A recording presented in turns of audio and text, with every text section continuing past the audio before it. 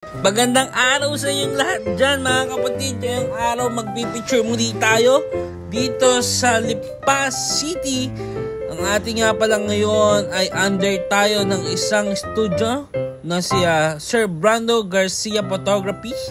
At ngayon dito tayo sa Lipa City. Dito ay may gaganapang debut. At tayo ngayon ay nagpipicture na ngayon ng details. Sobrang ganda ng lugar dito, promise. I think bago lang tong lugar na to, pero medyo matagal na, diba? Sobrang ganda dyan. At ngayon nagpipicture tayo dyan. Picture natin si ma'am na ating kliyente ngayon. At lagi tayong magpapa-smile, lagi tayong magpapa-enjoy. Gamit nga pala natin dyan ang ating gear na Canon RP at Sigma Art Lens ang ating setup for today's video. At ayan, kasama natin si madam na nag-makeup. At piapusta natin si Deborah doon sa dulo. At ayan, nagpipicture tayo sa ibang angle. Ginagala natin itong research sa photography talaga. Kailangan mong galain ng lahat. Tingnan mo muna. At guys, lagi namin ginagawa ito.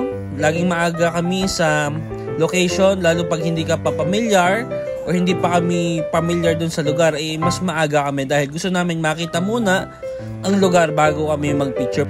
Dahil guys, ang paghanap ng angle or paghanap ng framing ay hindi rin biro. Hindi madali ang photography, pero masaya ang photography once na ini-enjoy mo yung ginagawa mo or passion mo talaga to. Kaya mahalin mo yung ginagawa natin, mahalin natin yung ginagawa mo, na kung saan ka man larangan ngayon o passion. Lagi nating isipin na mag-enjoy tayo sa life. At yan, pinipicture natin ngayon dito sa hall na kung saan gaganapin yung mismong event. Salamat nga pala kay Sir Brando, nagtiwala sa atin. At dahil isa tayong freelancer photographer, kaya lagi natin ginagalingan sa lahat ng mga pagkuha natin ng mga litrato. Kaya salamat sa mga studio owner na lagi nagtitiwala sa akin, sa aking kuha, sa aking skill o ano man yan. Salamat ng marami. Sana pagkatiwalaan nyo pa ako at lagi kong gagalingan, lagi kong iisipin ang mga bagay-bagay na dapat gawin. Kaya salamat sa inyong lahat.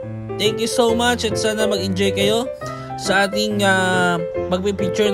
Sana nag-enjoy kayo sa ating panonood sa akin, sa ginagawa ko ngayon. Ayan, sadyang maraming spot dito or maraming framing dapat gawin para sulit na sulit ang bayad ng kliyente. Dahil sinusulit talaga natin to. Susulitin natin ang bayad ng studio owner or ng kliyente sa atin. Kaya wag natin pang hinayangan ang framing or safety shot lang. Gumawa tayo ng kakaiba pang bagay. Maraming salamat. Thank you!